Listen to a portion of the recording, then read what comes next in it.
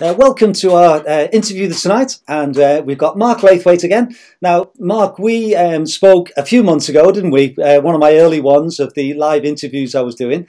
And I seem to remember at that stage, I don't think you'd really even considered or you hadn't put plans out for the virtual race. So maybe you can just remind us what was your thinking behind it and how it's developed. Yeah, I mean, I think... the last time we spoke, the race had been postponed, hadn't it? So I'm trying to think back to the date when we actually spoke. It hadn't really crossed my mind. I knew a little bit about virtual events because I'd seen them around and on social media and stuff like that, but it's not really something I would have considered at the time. And then I think naturally because of the lockdown and the issues with COVID, some other organisers started doing virtual events, and I had a look at it and thought, well, it might work, and interestingly, it's worked better than I anticipated, John. So I'm quite glad that I went back 3 times to change the medal order with the supplier. So initially I thought, would we get 1,000? No, we wouldn't get 1,000 people. We wouldn't get 1,000 people. And I put a really small order in for medals. And now it's just filled. I think today it filled at 2,500. So yeah, went better. Yeah, it's been interesting because I'm involved in the West Highland Way race, and we were surprised on how many we had. 1,700 in the end doing the solo and the relay ones.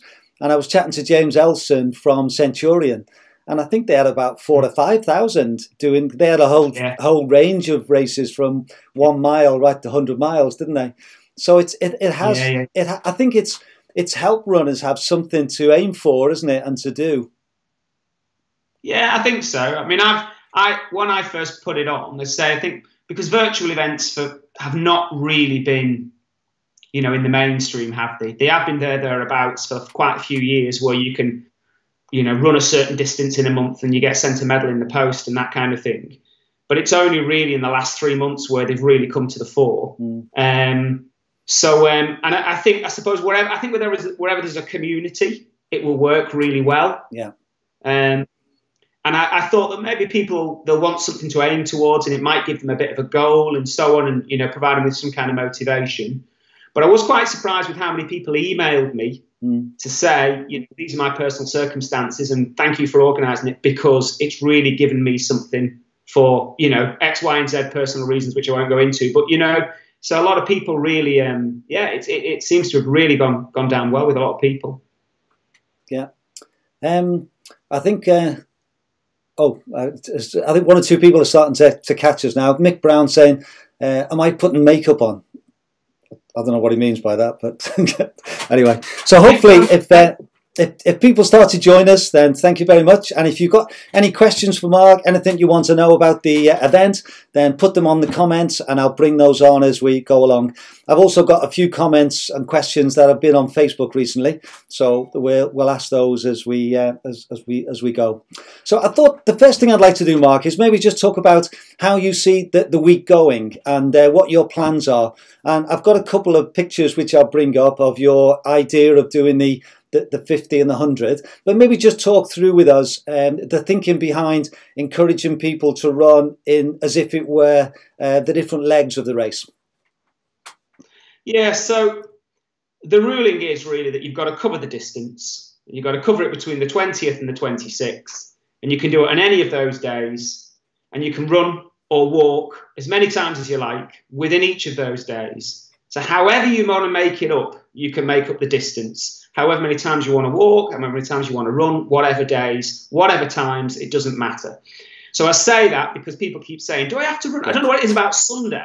I know. If one more person asks, do I have to run on Sunday? What's happening on Sunday that I don't know about?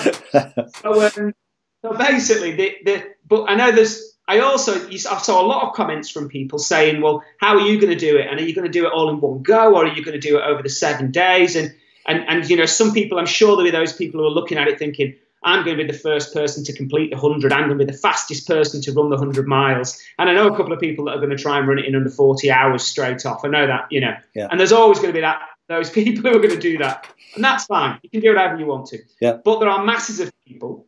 And I think we've attracted a lot of people, or a lot of additional people who otherwise probably wouldn't have done the 50 or the 100 in one go, but can manage it in a week. And that, I think, is actually going forwards one of the beauty of virtual events. It opens it to a whole different spectrum of people.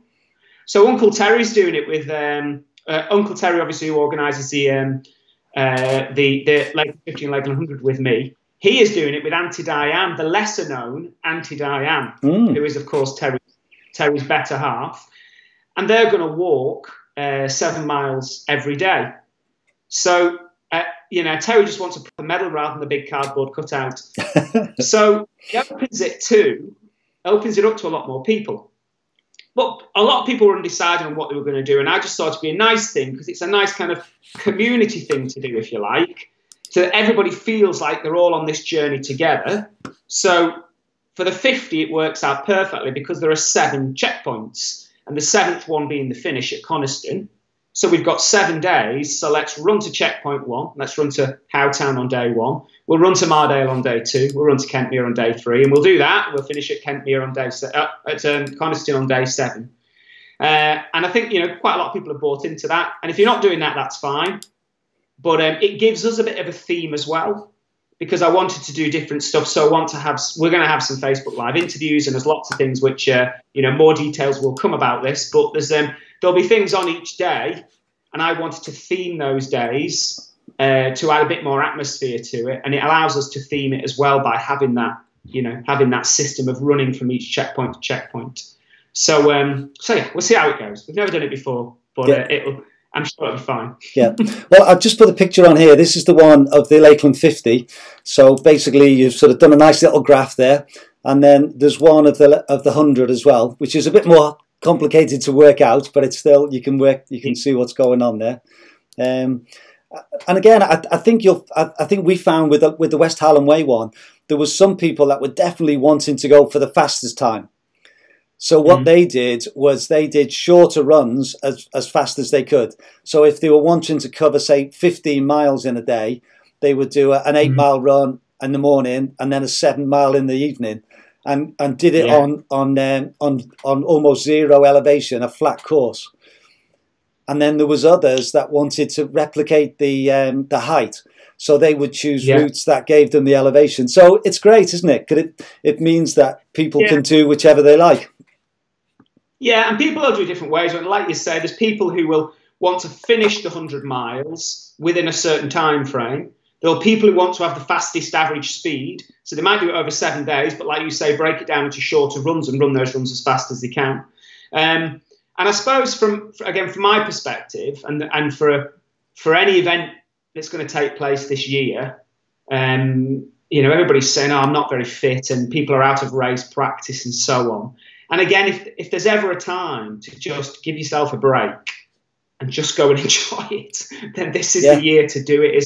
And people still talking about times and how fast, and can I complete it in 40 hours? And my view of it is, and if people want to do that and they're motivated to do it, then fine, crack on. But for everybody else, give yourself a minute. It's been a dreadful year for a lot of people. Just chill out and enjoy the week. Yeah. And don't put yourself under pressure and don't put yourself under stress. And go and do nice routes, and just take it easy and have a fun week. Yeah. And that's what I hope a lot of people will do, and not put themselves under too much pressure, to go fast or get it done as quickly as possible. Yeah, yeah.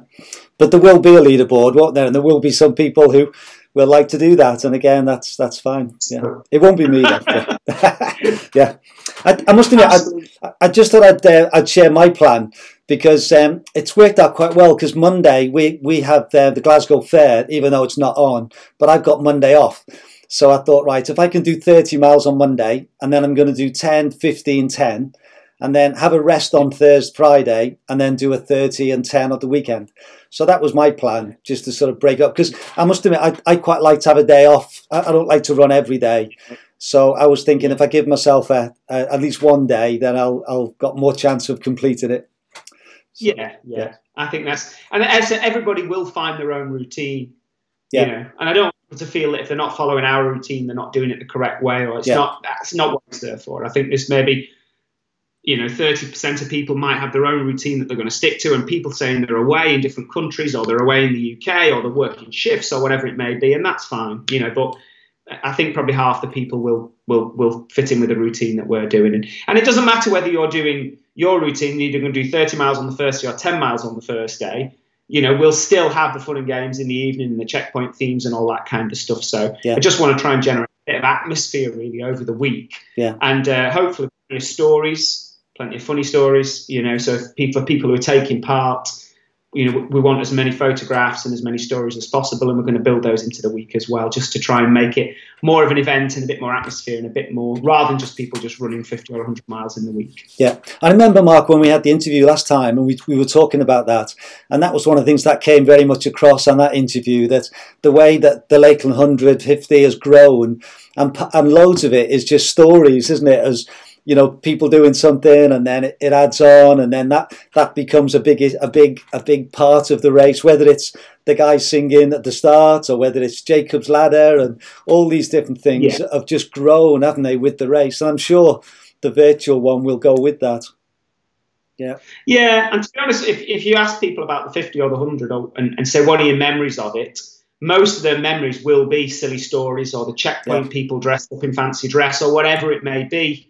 And whilst it's an amazing route and amazing scenery and all those kind of things, it is the other stuff that people will, they remember. And I think that's what makes the race what it is. It's that additional stuff rather than just the running. Yeah. I did have one question actually that I said I'd ask. It's from Steve Felby, and he said, due to time difference here in Hong Kong, I won't be able to make it. Could you ask that after the success of this virtual event, has Marc changed his opinion on virtual events, and will he hold more? I never really had an opinion against him in the first place, to be honest. I just, I didn't really have any opinion of virtual events because it's not something I'd experienced. And it is, it's a new thing for everybody.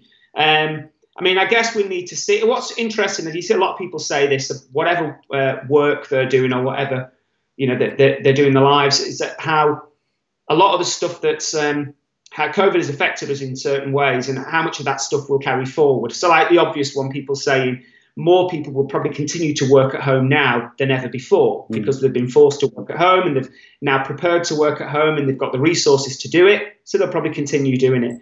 And I wonder, we've learned with our events, we're putting things in place even when the events restart, because proper events can start at the end of this month if you have COVID measures in place. There will be things that we will have to do, and that I think we'll continue to do all the way down the line. Because it makes you think outside the box, and some of the things you come up with, you think, well, do you know what? I might actually keep this because we can use this even when events go back to normal. So there's two things to consider here. Is one, will there be a demand for virtual events? So when next year, if Lakeland 100 is back as normal, will there be a demand for virtual events at all? Will they die away, or will they, continue to be as strong? It's that, that's the first thing. And then the second thing is how do we work the two together? So we had a conversation about Lakeland 50 and Lakeland 100 in the same week. You could have a virtual event where people who aren't in the event could even join in the same week, and it could be part of the build-up maybe. But then if people were doing the virtual event, would they opt not to do the real event and do the virtual event instead? Because I'd never want that, because the event for me is the main thing. The real event is the main thing. But it opens it up to a lot of people who probably can't do 50 miles in one go, but they could do it. 50 miles on mountainous terrain in one go is impossible, but they could feel part of it by doing 50 miles over the week. So it'd be interesting. So we've no set plans about whether we're going to use virtual events going forwards or keep them going. But there's certainly a lot of ideas which it's created, which I think will probably, there's a good chance they will be continued for years to come. Yeah. Excellent. Well, we've got 71 people watching, Marc, so there's quite a few people tuning in. One. Yeah. That's because you're on, John, not because of me. No, it's because of you. Yeah. So if those who are watching, if you've got a question, you'll need to put it on the YouTube comments, because then I can see it and bring it into Marc. So if you've got a comment, got a question, got your training plan of how you're going to do it, and you want to share that with us, just put it on there, and I'll ask Marc that. Now, I thought, should have got Terry on. If you've got Terry on, you would have had 500. Yeah, that's true. Yeah, yeah, he's the real star, isn't he? Yeah. Yeah. Don't get the other one, get Terry. Yeah. I thought, Marc, the other area I'd like to chat to you about is just to get your advice on people doing this, okay? So say, for example, someone's doing the Lakeland 50, the most they've ever run before is maybe 10 miles, you know, and now they've got to put 50 together in a week. And then also for the 100 milers, it's actually 105 miles, isn't it? You know, you're expecting the full distance, aren't you? Yeah. So again, I thought it'd be good just to sort of just for you to share some thoughts and principles, ideas of how people should try and pace themselves over the 7 days. Yeah, I guess what you do have is you've got the people who have done the 50 and the 100 before, or people who are ultra runners and maybe who are in the 50 or the 100 this year. So those people are maybe fit enough to run 50 or 100 miles in one go without stopping anyway. So for those people, it's going to be less of a problem, you would like to think, although they're probably not event fit because they've had nothing to target. So, you know, they may not be as fit as they'd like to be. But the thing with running 105 miles, to run 105 miles in 1 week is a massive challenge anyway, even if you're ultra fit. Because you've seen the state of some of the people after finishing the 100. Yeah. You know, it looks like Vietnam, doesn't it? You know, and they're coming in and it's in the medical tents. So they are literally like walking zombified at the end of 105 miles. So running 100 miles, just because we're doing it over a week, I wouldn't dismiss it as it being relatively easy. For anybody to run 100 miles in a week, it's really hard.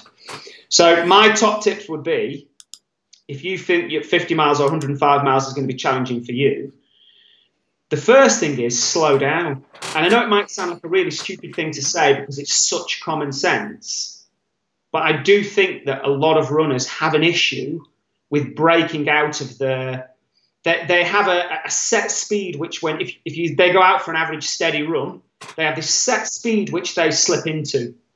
And that speed might be a little bit too quick to run 105 miles over a full week.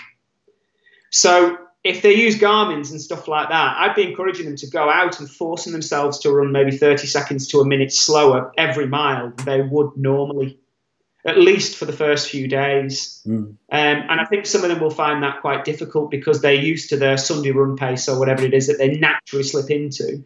And people all the time say, when I run slower, it feels awkward to me. But I think they should try and back off and run slower. Yeah. If you're running twice in a day, then I'd also just say look at your times when you're going to run as well. So you obviously better just get up and get something out of the way if you can in the morning. And then if you're going to run again later in the day, when is it that you're going to run? Because the later you run in the evening, the less recovery you have overnight before you're going to be running again in the morning. So the optimal balance is probably kind of first thing in the morning and then 4 o'clock in the afternoon, isn't it? So you're trying to get that 12 hours and 12 hours, if you like, between the two runs. So, you know, run slow and consciously use the Garmin to try and run a little bit slower. Look at how many hours is it between each run and use that to set the optimal time to run. And then other than that, you know, just it's simple hydration. Make sure you're hydrated and make sure you're eating well and make sure you're getting enough sleep and go to bed an hour early. And that in itself can make a big difference. You know, look after your aches and pains, make sure you're doing a little bit of stretching, a bit of rehab and all that kind of stuff here and there. And I think that's more the physical side. And then from a psychology perspective, I think that's probably one of the biggest things is the psychology side of it. I always think planning a route in advance is key. So that what you don't want to be doing is getting up on Wednesday morning, knowing you've got to do 13 miles and going, right, where shall I go today then? Yeah. And you end up running and thinking, well, shall I go this way and form a loop or should I go that way and form a loop? Write it down on a spreadsheet or whatever you can do, pencil and paper if that works for you. That I'm running this far on Monday morning, this far on Monday evening. And the routes for those are from this point to this point to this point. So the loop is there. So at 4 o'clock, you go out of the door and the route is set. I always find trying to make up the routes as you go never works. So the routes are set. They're bound in, and you know where you're going. Run with other people if you can, listen to music, all these kind of things. And also just get engaged with the week as well. You know, get on social media and get on the Facebook page and follow what other people are doing. Because if you see everybody else doing it and you're part of that community, then undoubtedly that will drag you along as well. So, yeah. So I think, try and cover both the physical and the psychology side of it, and have fun. That's the most important thing. Excellent. I think one of the things I learnt, Marc, last year when I did the Dragon's Back, where I was out for 12, 14 hours a day, to actually treat the time you're not running as just as important. And that recovery time, and what you do for me, getting into the camp and making sure that I got washed and cleaned and got food in and rested, that was also almost as important. And I think if you are going to run slower, it's going to take you longer to run the time. So therefore, that recovery time is all pretty vital, isn't it?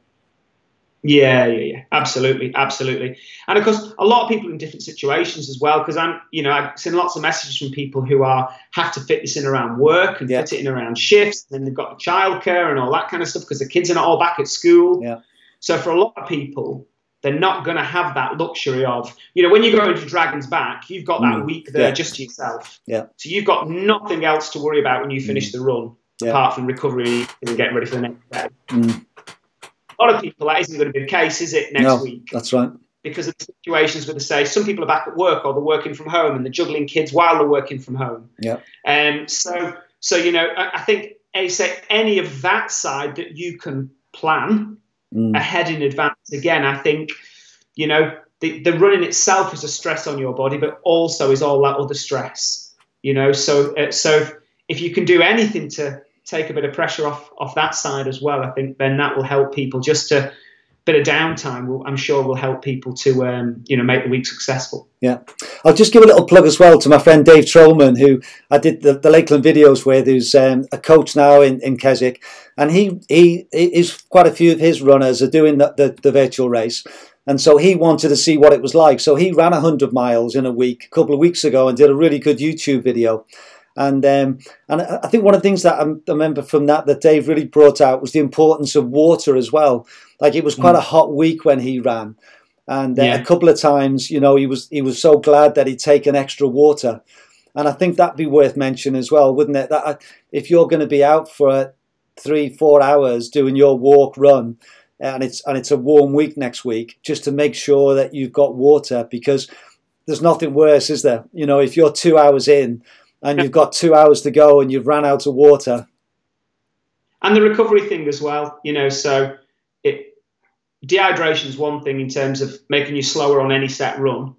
But if you've got to go out again at 4 o'clock in the afternoon, then the quicker you recover, the better that run's going to be. And that's accumulation of fatigue over the week, isn't it? So it's fine struggling on for the last hour of a run with no water and getting to the finish and thinking, oh, well, I managed to get to the end. But what state will you be in by 4 o'clock in the afternoon when you've got to go out again? So I don't know what the forecast is for next week, John. Have you seen? No, I haven't actually. Yeah, I've not looked yet. No.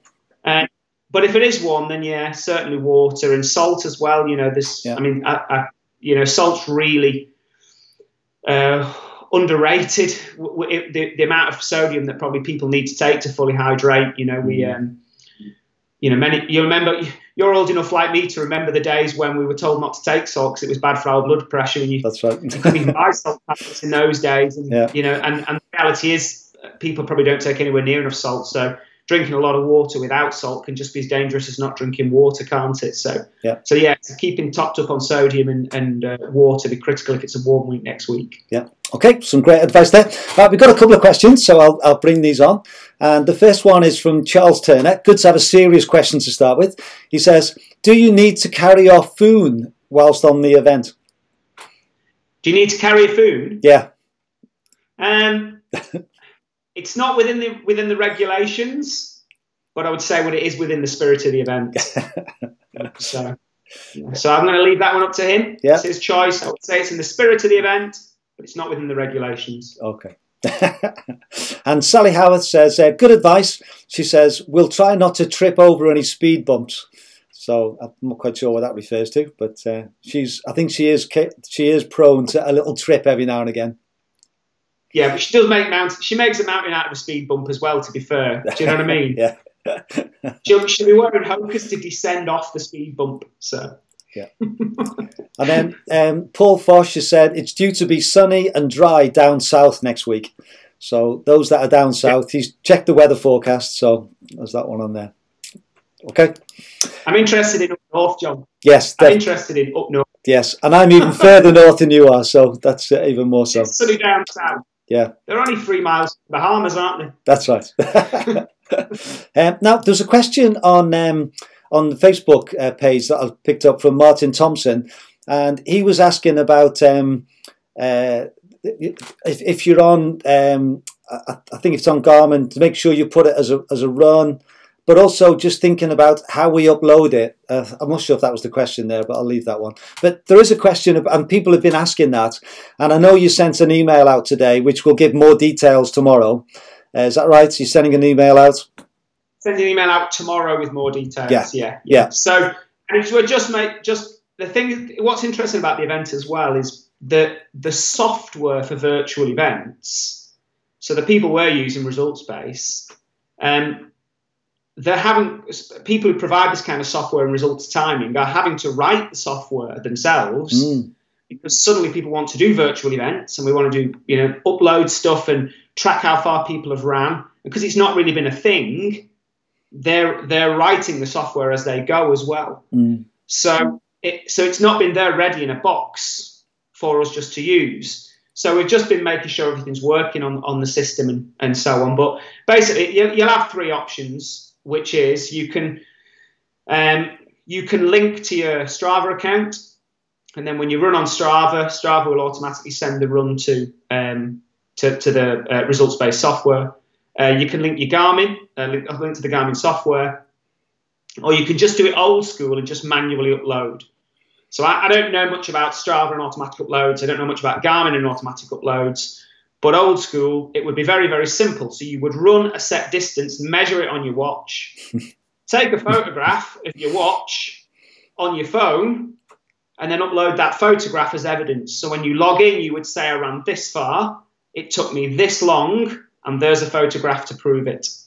And it really is as simple as that. So and again, if anybody's struggling, what will probably happen is I will get a lot of emails coming to me directly or Facebook messages saying, I can't quite get Garmin to connect or I can't quite get Strava to connect. And obviously because I don't design the system, it's a results-based system that we're using and we pay to use. That's the kind of questions we'll direct to results-based. But my advice would be, in that scenario, just use the old school and just put in today, at this time, I ran this far, it took me this long, and there's a photograph to prove it. And it is as simple as that. And then what should happen then and this isn't live, it'll be live on Monday, what will happen is you will see a map of the course, and you will be moving along that map, completing the 150-mile course. Yeah. So you should get to the checkpoint on that day, or you should see where you are in relation to the checkpoints on that day.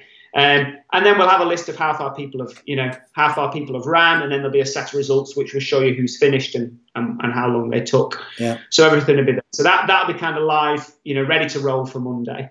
I'm just trying to think what else I was going to say then about the system. Oh yeah, we had a problem uploading the map, so that you see the visual map of the Lakeland 100 and you'll be moving along that map. And we had drama today when Uncle Terry sent me the GPX file of the Lakeland 50 course, but it didn't include the 4-mile lap of Dale Main. So it was only 46 miles. So with this massive drama, so I've sent him back and said, that's not good enough. I'm not accepting such GPX files. So we're now just working. So it'll be in place by Monday. But it's a new thing for us, you see, and the software people who build it, it's new for them. It has been something new over the last couple of months, and it's new for us using it. So yeah, but it'll be fine, and it will be very simple. Yeah. So if you're in doubt about Strava or Garmin and linking all those kind of things, it will be that easy to go to my account today at this time, on this date, at this time, I ran this far, and this is how long it took me. Dead simple. Take a photograph of your watch to prove it, put it in. Yeah. That's all it is. Actually, Marc, you've even answered someone's question before they asked it. Because Marc Brown, as you were talking, Marc Brown said, oh, you're going to have a virtual map to show how far along the route you've progressed each day. So look at that. You're a step ahead of the game. And we've also got a couple of comments back from Paul Fosh says, we've had that one, Dewsbury South. Sally says, mountain out of a speed bump. She liked that one. I bashed myself up a bit. Paul comes back and says, always sunny down south. And Wendy Ward says, cloudy and sunny in Chorley with light rain at the weekend. So that's bit of there.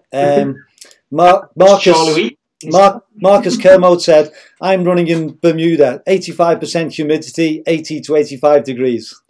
I'm not quite... Just showing off. I know. Is he in Bermuda? Do you know him? Is that where I he is? don't know. Is he talking about just like shorts, or is he actually in Bermuda? Oh, I see. Okay. Yeah.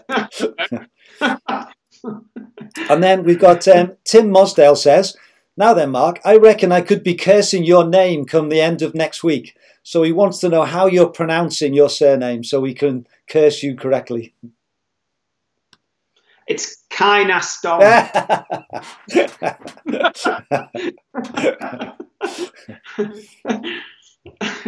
Laithwaite. Yeah. Now, the key question I've got for you, Marc, is are you doing it? Am I doing it? Yeah. Breaking up John. I'm struggling in. Yeah, I probably will. Excellent. Yeah. Good. I'll probably do the 50. Okay. Yeah. I'm in hard triathlon training mode at the moment, so I'm doing a lot of biking and swimming as well. Okay. So I think the 100 is just too much for me. But my wife's, I'm probably doing the 50, and my wife's doing the 50. Okay. The next door neighbours are doing the 100. Right. So yeah, I'll probably get tagged in at some point. Yeah. I was going to say as well, this is a very random thing, but we've got a treadmill next door, and I was going to say if people want to run on a treadmill as well. I know that question's more. You run on the treadmill, you take a photograph of the treadmill screen, and then you just upload that. Yeah. And I'm trusting that you haven't been sat there with a pork pie watching TV while the treadmill's running. But take a picture of the treadmill and just upload. So there is obviously a very big element of trust here that people are honestly doing the event. Yeah. I must admit, I do love that idea, because I know when I signed up, you could link in your Strava. And if that does work seamlessly, then it'll be brilliant, because literally as soon as you finish the run, you download it. By the time you've had a shower, it's all up there. It's great. You know, it works really well. Yeah. But the great thing is, though... on Monday, John. Sorry? Yeah, we'll find out on Monday. Yeah. But the good thing is, though, if it doesn't work, then you've got a great backup system. And I've been on the site, and it's dead easy. You just put your times in, you put your distance, and then you send a photograph, and it's dead easy doing a screenshot of a Garmin or of a Strava. And so if it doesn't work, if people can't connect, would you rather they just do that rather than contact you and ask loads of questions? I mean, they're welcome to contact us. We'd have to contact the people who run the site, because I couldn't do a technical query on why a Strava account isn't syncing to results base, because it's not my website. It's just a service, they're providing, and we pay them for that service. But I guess I would say what I don't want people to do is, if they're having a problem, I mean, I'm not great with IT anyway, so I wouldn't even try and link a Strava account or a Garmin with it, because I'm just old-fashioned that way. And if I was running it myself, I'm in that situation. Those people who are great with IT and they're happy with all that tech and stuff like that, just crack on and do it. If you're questioning it yourself, I want the week to be fun and enjoyable. Yeah. And what I don't want is people swearing at the computer for 45 minutes to an hour and then sending emails and getting themselves wound up because they can't link the Strava or the Garmin, and it ruins their week because they can't do that.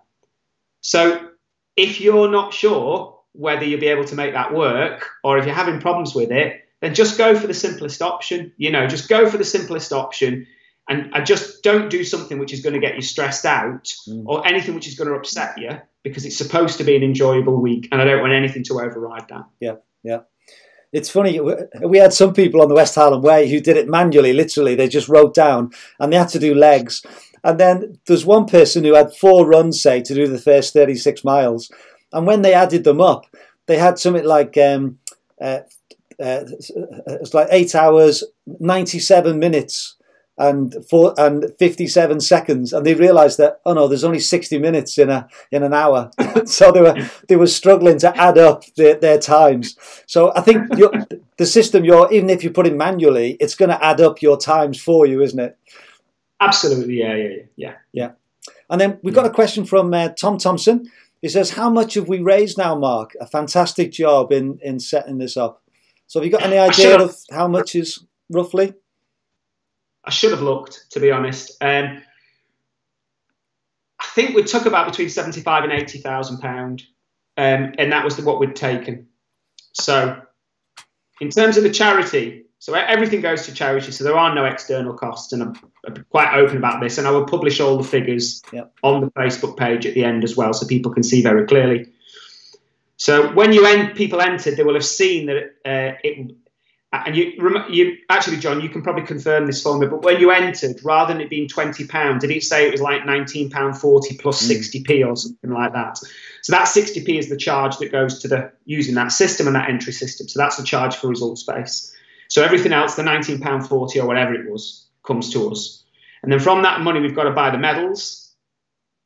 And then we've got to pay for basically pay for just the packing and shipping out of the medals and what that costs, the postage to get stuff out to people. And then the T-shirts, I think we about 1,500 T-shirts we sold out of the 2,500 entries. And then I think it was about 800 or 900 of the headscarves as well. So the T-shirts were £15, and whatever they cost us, the difference all will go to the charity. So I've got the exact figure, but if they cost us £6, then the remaining £9 will go to the charity. And the buffs were, the chiefs, I've got to be careful here, copyright, trademark and all that stuff. The chiefs were supplied free by Montaigne. So when you pay £10 for the chief, all of that money goes to the charity. Right. So I would guess from the 75 to 80 we've taken, I'm trying to think ballpark figures really, that I would think we would probably take at least, I'd hope to 60 to 65,000 pounds for the charity. Wow. That's amazing, isn't it? And I say, we're not taking a cut of anything. We don't charge for anything. All our time is free. It is literally just what we get charged for using the results-based website, which for what it is very cheap. Montaigne have given all the buffs for free. We've got to pay for the T-shirts, pay for the medals, pay for the postage to ship them out. So it is literally that. And whatever's left over will go to charity. Yeah. Well, thank you. That's superb. And I think it makes all of us feel, we want to do it, but it's also great to be able to contribute to the charity. Just remind us again of where it's going, which charity it is. So it's the Epic Kids. So I'm going to say, but obviously, you've seen the previous years with the charity donations that have gone. With each day we donate, don't we, after the race, and it goes on for like 3 or 4 months where we're donating every day to a certain cause. So, and I think that is part of the event, isn't it? That's why people enjoy entering, because then afterwards they see where a lot of the donations go to and stuff like that. So the charity technically is our charity. So when we set up Epic Events originally, and then Lakeland 100 is separate to Epic Events, but we have a company called Epic Events which organises a variety of events all the way around the Northwest. We set up a charity at the same time called Epic Kids, which was supposed to fund kids in sports, and we took a profit from Epic Events and put it into Epic Kids. So all the charity money from Lakeland 100 goes into Epic Kids, and that's where the pot of money is, if you like. And then Epic Kids then donates to various things. And you've seen from last year's charity, we did food banks, we did homeless shelters, we did kids sports clubs, we did local hospices, and it is what it is. It's a lot of this stuff just kind of comes up and we see it and go, oh, that'd be really good. And we tend to give like £500. On average, it's normally a £500 grant. So I think like last year, from last year's event, it was just shy of 100,000. I think it was like £98,000 or something. And it works out realistically about 170, 180 donations of £500.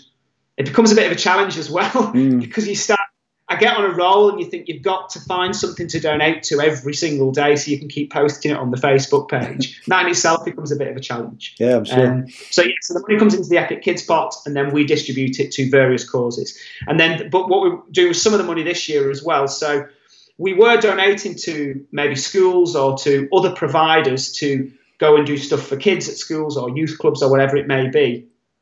And then we kind of at a point now where we set up our own projects as well. And so one of the projects is Mountain Kids. And the idea with Mountain Kids is that we're going to get kids from disadvantaged schools, take them to the lakes for a day, take them to Kynaston and do den building and all that kind of stuff with them. And it's actually, it's actually cheaper for us and more cost effective to hire our own instructors in and run that project than it is for someone else to do it. So we can reach more schools in effect by doing that. So we will pay instructors from outdoor ed companies or whatever to come in, and we'll coordinate that with schools around the Northwest to, to have these adventure days in the lakes. So yes, some of it's going to go towards that project, and some of it will go towards all those other kind of things that we generally donate to as well. Yeah, that's brilliant. And presumably, if you hadn't done the virtual race, the money that you raise each year, you wouldn't have raised that. Well, so that's it. That's absolutely right. And you talk about the knock-on effects and, the economy and stuff and the knock-on and stuff like that. And to be honest, because the Lakeland Run itself is more of a charity event, for me personally, it doesn't. If it had been rolled forward to next year, it's not a crisis in the situation where, we can't pay salaries and stuff like that. With epic events, it is a problem for us because that's our business. But with Lakeland, it's not, but the charity side of it, it suddenly is, because I'm thinking, God, there's people we fund annually and we give, to sports groups for kids and all this kind of stuff. And I know those people will expect an annual donation from us, and not expect it as in, not just expect it, take it for granted, but we've donated year on year. They just probably presume they're going to get a donation. I'm thinking, well, we've no money in the pot. So I was kind of thinking, if we can get 20 grand, so I was kind of doing the maths and thinking, if we can get 20 grand, I could borrow some money from the business, put that into the charity pot, and then when we generate more charity money next year, I could then pay that back to the business and borrow what we borrowed. And how can we keep the charity thing going?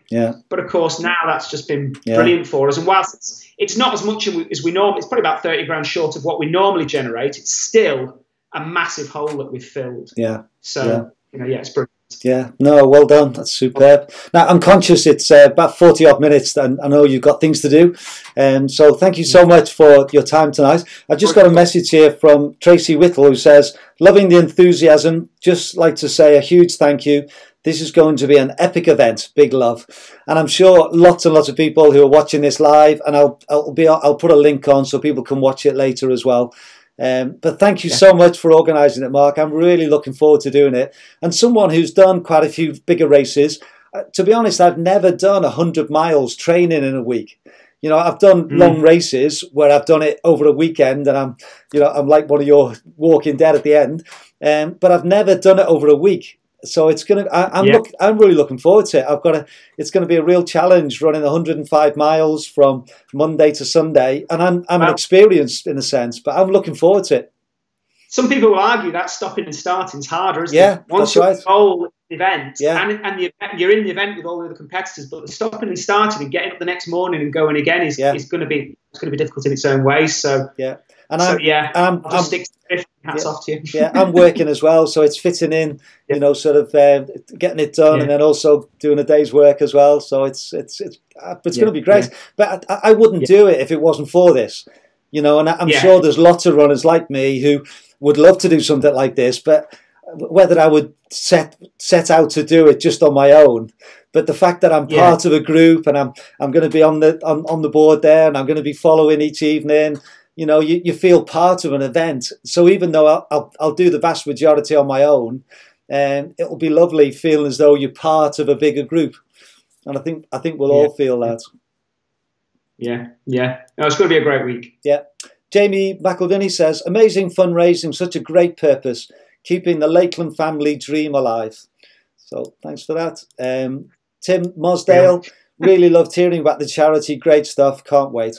So thanks again. Well, let's finish there, and look forward to catching up with things that are happening next week. And all the best for your run.